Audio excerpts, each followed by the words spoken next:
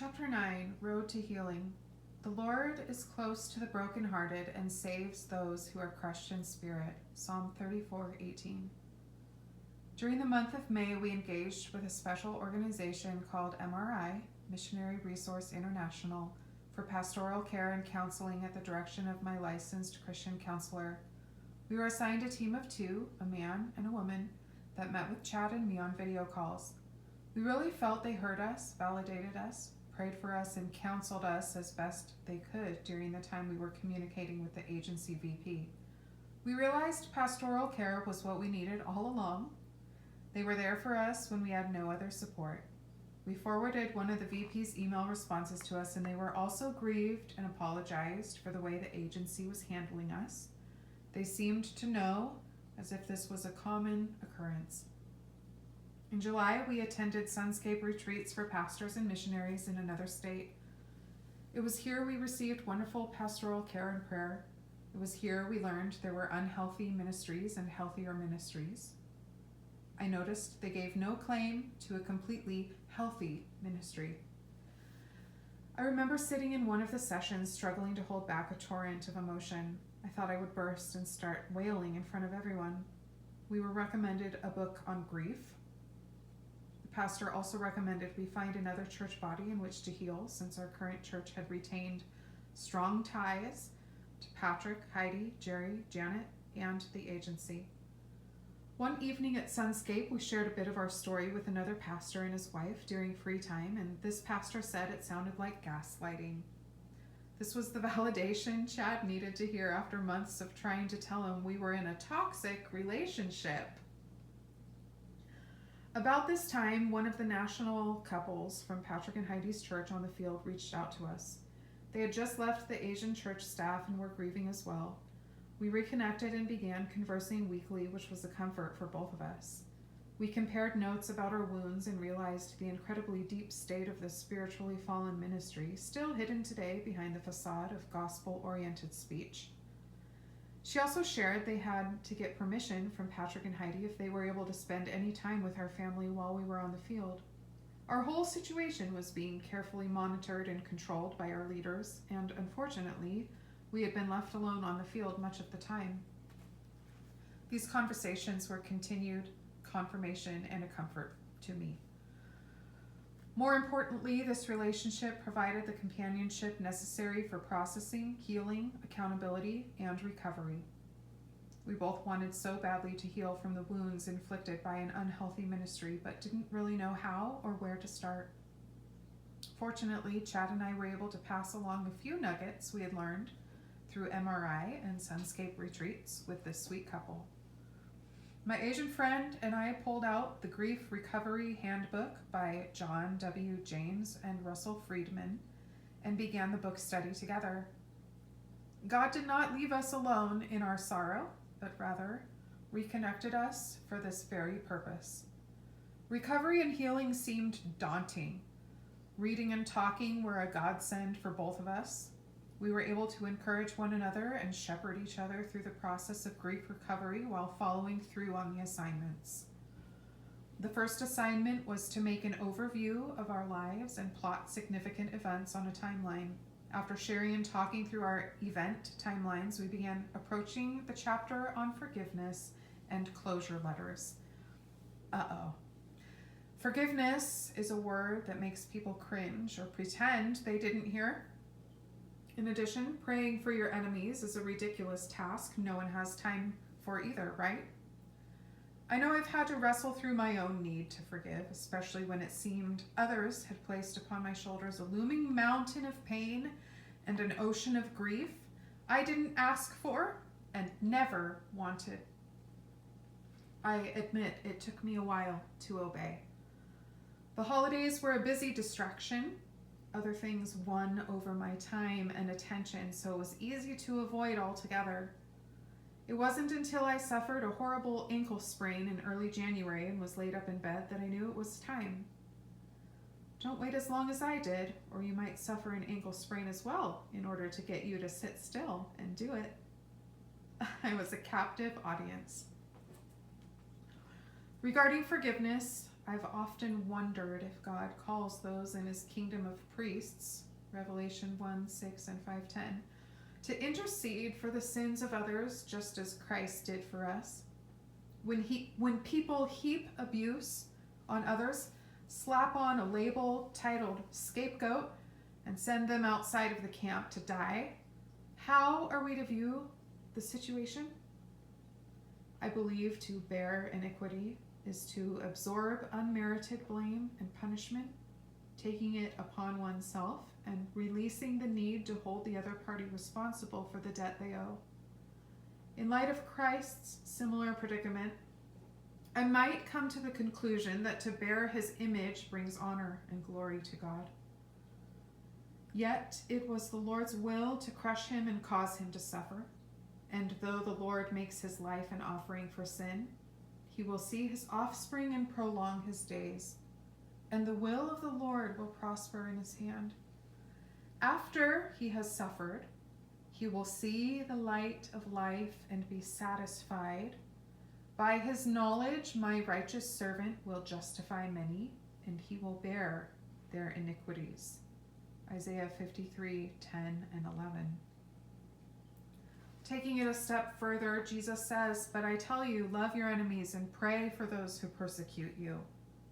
Matthew 5:44. God reveals to his people through the life and words of Jesus that forgiveness and intercession for those who sin against you is obedience to the Father.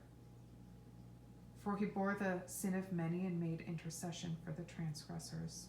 Let me clarify here that we don't bear other people's sins in order to provide them salvation.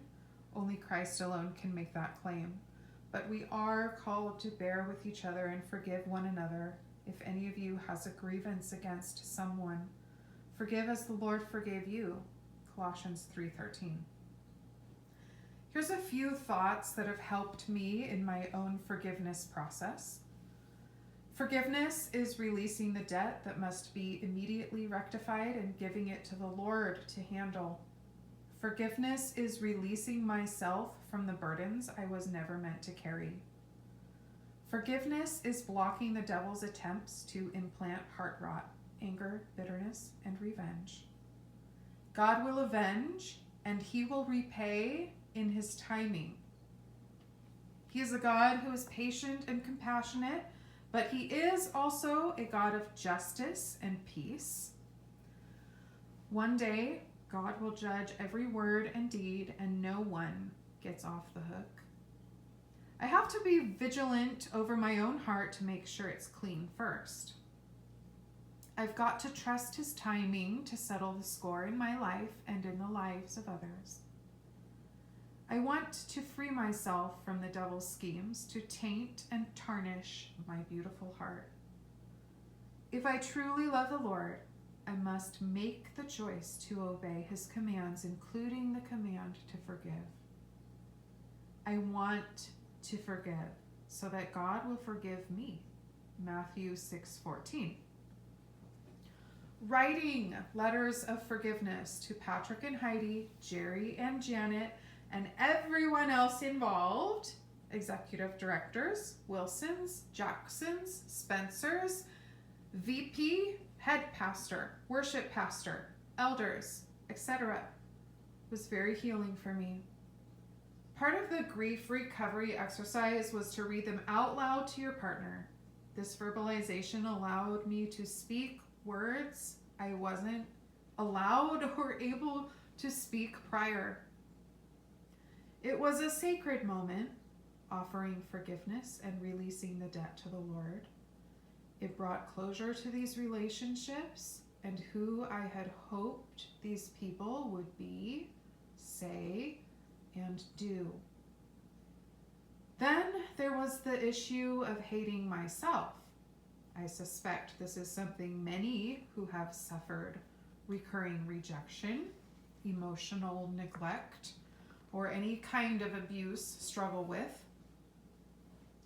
I had to forgive myself for what I didn't know at the time, how I could have been stronger back then, or how I could have spoken up in better ways at the right moments. I had to forgive myself for who I was before, what I didn't know, and how I handled the way we were being treated. I didn't know what I didn't know.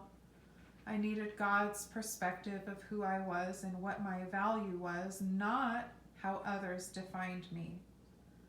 I praise you because I am fearfully and wonderfully made. Your works are wonderful. I know that full well. Psalm 139:14. There was also this issue of God. Did I trust God? I kept coming back to, how could I dedicate my life to the Lord and it turn out like this? I trusted God when I entered into this mission, and yet He allowed me to be wounded so deeply I didn't know up from down anymore. Could I trust Him again? Would staying in ministry mean more of this level of suffering? I mean, I could always immerse myself in politics or get my real estate license instead. Any other secular job would be better than ministry, right? Ultimately, I had made my choice years before. Jesus was all I had. He was everything to me, my life's purpose. Not fully understanding the why of our circumstances, I remembered my covenant agreement I made with God in February 2018. Come what may, I was His to use as He pleased. I had decided to follow Jesus, and there was no turning back for me. If this immense suffering was part of the process, then I had to accept that God was sovereign and all-knowing, and I was not. I wrote a forgiveness letter to God. As time marched on, my mind began rightly dividing between the men of God I trusted and God Himself. Where these men once represented the ministry of the Lord in my life, I began to separate the character and nature of God versus these men because of the fruit they exhibited. The Bible tells us God is gracious and compassionate, slow to anger and rich in love. Psalm 145:8. I could not attribute the sins of men claiming to represent God as a reflection of who God is. God and man are not one and the same, not even close. Men will sin and fall short. God never makes mistakes. These delineations cause me to hold more firmly to God alone as my rock and my fortress, my Redeemer. Basing your trust in man is futile, for it doesn't take long before that foundation will be shaken and crumble to pieces. I've learned to trust in God alone as my anchor and source, and I've learned to keep men in their proper place. I'm no longer able to elevate man in my thinking because I know we as humans are all like grass, all sinful in nature, all in desperate need of a Savior. No good can come out of a man or woman of God unless Christ indeed lives inside of them, conquering sin in their heart. Only He is good. Matthew 19:17. It took much time, talking, and tears to forgiveness, but the process was slowly moving forward. I felt an increased sense of peace over the situation. The intrusive thoughts and insomnia had gone away. The mental anguish and the heavy physical weight that came along with it seemed to be lifting. I was on the road to recovery. Near the end of winter, I began thinking about what God was showing me through this experience. What did He want me to learn? What was I supposed to do with this information? I thought about the fragile nature of the human heart. I knew how easily it was for mine to slowly and methodically become broken over time by life's bumps, bruises, and misfortunes. I thought about how I had really needed and wanted the people in charge of our family to truly love us, listen to us, and mentor us. I thought of other people who had been wounded by the church. A picture came into my mind of God caring for the brokenhearted. A few days later, my kids came home from school and I ran across a single white sheet of computer paper laying on the back of our couch. On this paper was that very image, and I knew this was God's confirmation. God wants people to know that he sees the broken, the wounded, the sidelined, and the ones who never quite measured up to the system. He never intended for it to be this way, but the result of sin in a fallen world produces undesirable outcomes. God is in the business of mending and healing hearts. Making music was also part of my healing process, even though I felt my singing had been rejected in college when I studied voice and then again by the church. I began songwriting as a means of expressing what had happened and what I truly believed. After the spiritual, mental, emotional, and relational abuse from the agency and our local church leadership, I was a complete mess. I hated myself and I had no desire to sing anymore. I had lost my voice again. Regardless of these facts, I started getting the desire to make music, so I bought a used guitar and learned a few chords. Strumming was slow going. Between a world of rejection, a voice that had been cut off, and a battle-scarred heart, I sat numb on my living room couch and began to play the song How Great Is the Love by Meredith Andrews. At this time, I felt God was disappointed in me and the whole world had left me in my greatest time of need. I couldn't feel God. I wasn't sure he really loved me. I definitely didn't love myself. The lyrics to this song spoke truth to my heart bit by bit, breathing life into a lifeless situation. God's love never fails. 1 Corinthians 13:8.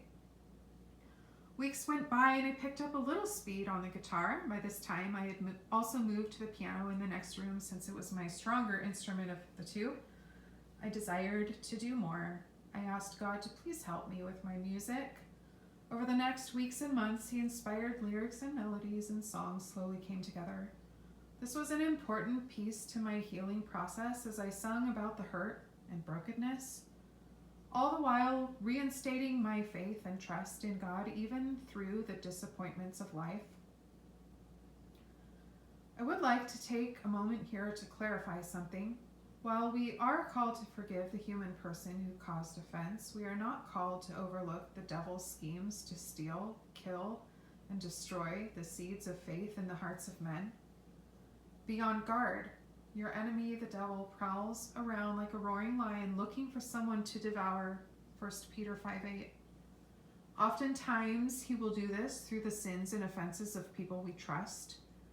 He especially likes to use leaders of Christian faith because he knows if one falls, chances are that individuals following may also become disillusioned and fall away from the faith as well. If it's possible, Satan might as well kill 100 or 1,000 sheep with one stone. If a leader has a foothold of sin, the devil will certainly use it to his advantage to wound and attempt to destroy the faith of the people around that person. While we are called to love and pray for our brothers and sisters who offend us, we are not called as believers to cower before the spiritual Goliaths within the church and be trampled by the enemy because we laid down our weapons out of quote-unquote love and forgiveness. No, we do not love the devil or the curse of sin and its destruction. We are not called to stand idly by in toleration of sin. I began to see past the people and remind myself there was a bigger battle at play. Identifying the real enemy is key. There is a spiritual battle, and we are called to wage warfare. For our struggle is not against flesh and blood, but against the rulers, against the authorities, against the powers of this dark world, and against the spiritual forces of evil in the heavenly realms. Ephesians 6:12. The devil wants your eyes focused on the person or people. He wants you to turn against God and blame him for the misdeeds of sinful men and the destructive results of living in a fallen, sinful world. He wants to trap you in the bitterness and anger of unforgiveness towards those around you. Lastly, Satan wants you to self-destruct through his lies of abandonment, betrayal, shame, self-condemnation, and a myriad of others. He will attack you mercilessly with temptation and get you to fall for fleshly appetites. The devil doesn't play fair. He is crafty, cunning, and merciless. He will do all these things and more while staying hidden from sight. He blames everyone else, causing people to forget that he's actually the one behind it all. He's the one scheming and orchestrating the unfortunate, inopportune events of our lives in a broken world in order to turn humans against God, against each other, and against their very selves. I'm calling Satan's bluff right now. His game is up. I'm no longer going to see things the way he wants me to see them. He's a liar. I'm not going to fall for the raging storms of life and the disillusionment the devil wants to bring through them. I know my God, and I stand on his word that reveals God's true character and nature. Therefore, put on the full armor of God, so that when the day of evil comes, you may be able to stand your ground, and after you have done everything, to stand. Ephesians 6:13.